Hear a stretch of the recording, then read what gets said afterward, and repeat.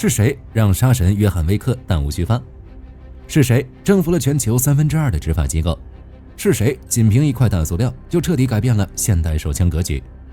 他就是格洛克，全球最受歡迎的手槍。但大家或許不知道，這把傳奇名槍的締造者竟然是一個對槍械一竅不通的窗簾桿制造商，而公司創始人兼首席工程師加斯頓·格洛克，二戰結束後就沒碰過槍。那麼問題來了，格洛克爆火的背後究竟是大勢所趨，還是超天才的降維打擊？今天火力軍帶你來看看格洛克傳奇的背後到底隱藏着什麼秘密。要說格洛克傳奇故事，就要追溯到上世紀80年代初了。當時奧地利陸軍計劃替換老舊的制式手槍瓦爾特 P38， 這是一款經典的傳統半自動手槍，在二戰前夕由德國開发，在降低成本的同時，大体保持了魯格 P08 手槍的外觀設計。它採用全鋼結構和創新的雙動單動機制，許多技術特點在現代半自動手槍，例如貝雷塔 92FS 或者說美軍採購的 M9 上仍然能夠看到。然而 P38 雖然是一把設計精良的軍用手槍，但隨着科技的發展， P38 設計的局限性也顯現出來。全鋼結構導致槍身過於沉重，生產和維護的成本也居高不下。因此，奧地利軍方迫切需要一款更輕便、可靠且性價比高的现代化手槍，並為此向全國發出了招標。就在此時，一個出人意料的挑戰者登上了舞台，他就是當時已年過半百的加斯顿·格洛克。在當時高手云集的全球武器制造業中，格洛克是一個相当陌生的名字。這家公司雖然成立於1963年，但它並非傳統的軍火商，它的核心業務是工業制造，尤其擅長聚合物技術，就是我們經常說的塑料或者是合成材料。憑借這方面的專長，他們為奧地利軍方提供了許多可靠的配件，比如刺刀的护手、彈匣的殼、工兵铲的把等等零部件。從這些產品，我們也不難看出来，儘管加斯頓·格洛克本人是一位經驗豐富的工程師，對聚合物材料的特性了如指掌，但在手槍設計領域，他卻是一個不折不扣的新手。因此，在1980年競標的時候，聘請了2位曾在 HK 公司設計手槍的工程師，負責手槍的主體設計。而作為老板的加斯頓·格洛克則掛了個首席工程師的名頭，利用格洛克掌握的聚合物技術來設計一款既輕巧又便利的手槍。要不說 HK 出品必屬精品，不到3個月的時間裡，於是格洛克公司就開始着手研发他們的第一款原型槍了。他們這把槍可以說是相當聰明，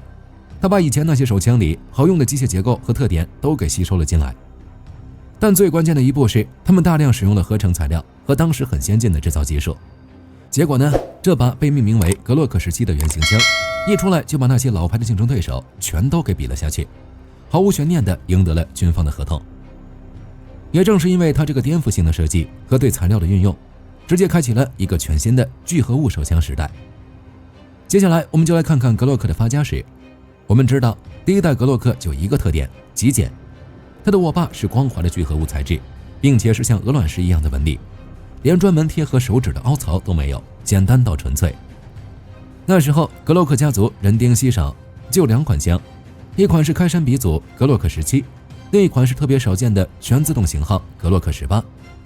雖然設計看着原始，但就是這種純粹的風格定下了整個家族靠譜、簡單、好用的核心基因，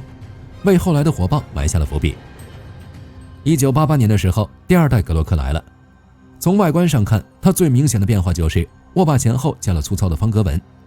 別小看這改動，手心出汗或者下雨天的時候，抓槍的力氣能大不少，再也不用怕手滑了。不過第2代格洛克中最耀眼的，那当然是格洛克家族的頂流格洛克19。這是一款緊湊型手槍，尺寸拿捏得剛剛好，不但攜帶方便，威力、人體工學設計、成本等關鍵指標也一個不少，完全滿足了士兵執行任務的需求，堪稱全能選手。至於為什麼格洛克要把格洛克19做得這麼精緻，那是因為格洛克19從一開始就在往民用、警用領域全面發力，並從此開啟了他橫掃全球的傳奇生涯。到了2000年前後，第3代格洛克又有了一個影響特別大的設計，就是在槍身前端加了個附件導軌。要說這個設計有多牛，你得先想想當時的步槍。那會兒步槍加上導軌已經很常見了，最有名的就是皮卡丁尼導軌，大家可以在上面装瞄準鏡、握把、手電筒，把槍掛得滿滿當当的，有的甚至被開玩笑叫做聖誕樹。但是把這套玩法搬到小小的手槍上，變成現代化戰鬥手槍的標配，格洛克可以說是真正的開拓者。從那以後，給手槍快速裝個戰術手電或者激光指示器就成了小菜一碟。就這麼一個小小的改變，讓一把普通手槍一下子變成了一件真正的戰術利器。除此之外，他在握把上也下了功夫，加了放大拇指的地方和貼合手指的凹槽，握起来更舒服也更好控制。所以第3代格洛克成了整個格洛克家族裡最經典最成熟的一個型號，加上配件又多又通用，還特別皮实耐用，直到现在全世界卖的都還特別火。緊接着登場的是第4代格洛克，它的核心思路就是個性化定制，不管男女老少，讓所有人都能用。他第一次搞出了個可以更換的握把背板，不管你的手大還是手小，都能换上最適合你的尺寸，握起来那叫一個舒服。還有個大變化，就是彈匣的釋放按鈕不僅變大了，還能左右互換，連左撇子都照顧到了。除了人體工学設計的變化外，它的內部也藏了點小心思，用了双副近黄的設計，大大降低了后坐力和提高了全槍的壽命，槍更好控制，就算是新手也能很快上手。最後就是最新的第5代格洛克了，這一代可以說既是回歸經典，又是全面超越。第5代格洛克最早是為了滿足 FBI 的招標要求，基於第4代格洛克進行了改進，他把握把改為了平整的凹槽，這樣就可以適配不同的手型。另外，它的左右兩邊都能用的空艙掛機解脫感，還有更耐磨的 NDLC 塗層，以及方便快速更換彈匣的喇叭口設計，每一處升級都戳中了用戶的需求，讓第5代格洛克成為了迄今為止性能最強、設計最完善的一款。不過，由於第5代格洛克和前代的許多零件無法互換，也導致了許多用戶的抱怨。但無論如何進化，格洛克之所以能夠封神，靠的是從第1代就延續的幾大核心優勢。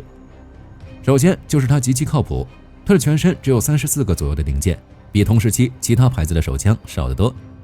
那麼零件少，自然故障率就低，再加上零件之間的缝隙比較大，就算泥沙髒東西進了槍身，那也不容易卡殼。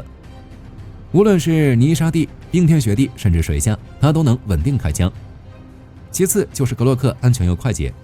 很多人擔心它沒有傳統的手動保險會不安全，但其實它內置了3道自動保險：扳機保險、機身保險和防跌落保險，层層把關。只有當手指完整扣下扳机時才能激发，既能防止意外跌落走火，又能在緊急情況下把槍就射，無需分心去開保險。最關鍵的一點是它的革命性材料，用聚合物制作的握把，不僅讓槍變得更輕，方便攜帶，還特別耐腐蝕、抗衝擊。金屬零件用了先進的涂层技術，一種名為碳泥氟表面硬化處理技術。這並非簡單的噴塗，而是一種摻入金屬表層的處理工藝，能夠讓它的表面硬度達到了驚人的64 HRC。那麼64 HRC 是什麼概念呢？我們了解到，一把優質的廚房主廚刀硬度通常在56到60 HRC， 而用於挫削金屬的工業级鋼銼，其硬度大約在60到65 HRC。這意味着格洛克金屬部件的表面硬度已經堪比用來加工其他金屬的工具，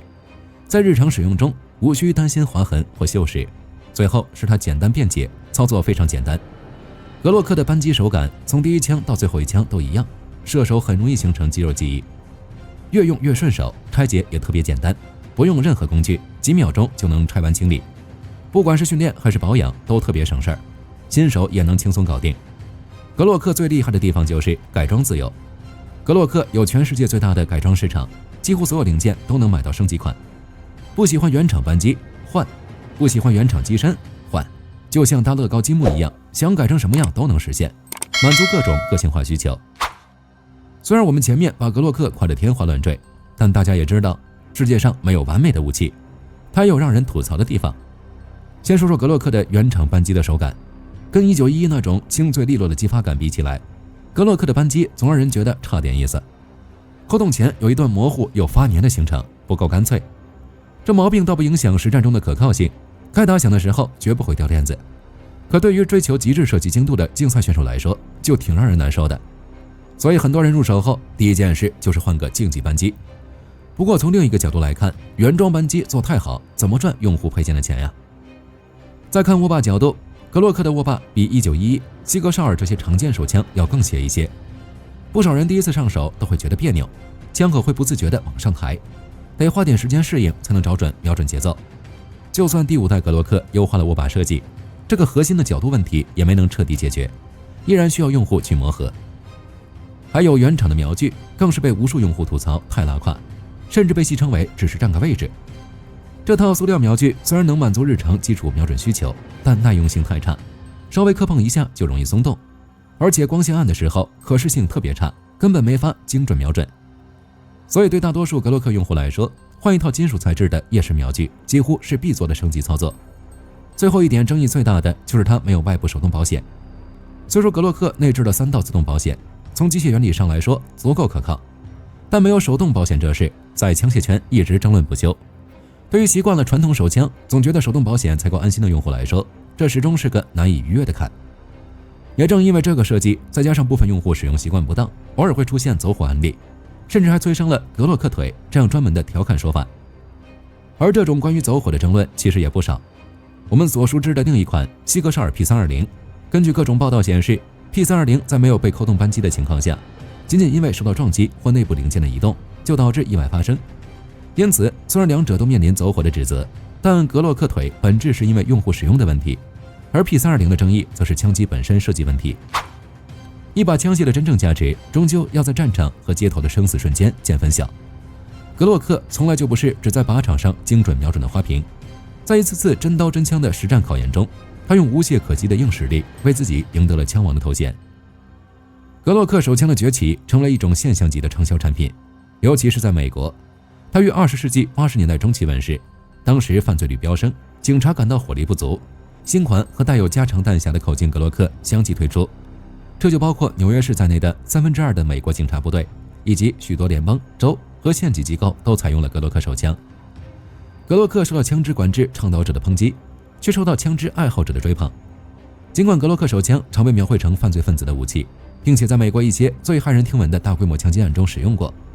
但格洛克一書的作者巴雷特先生指出，這種槍很少被追溯到犯罪現場，因為根據現場調查顯示，犯罪分子對格洛克的使用率在各個品牌中占比僅有 10%。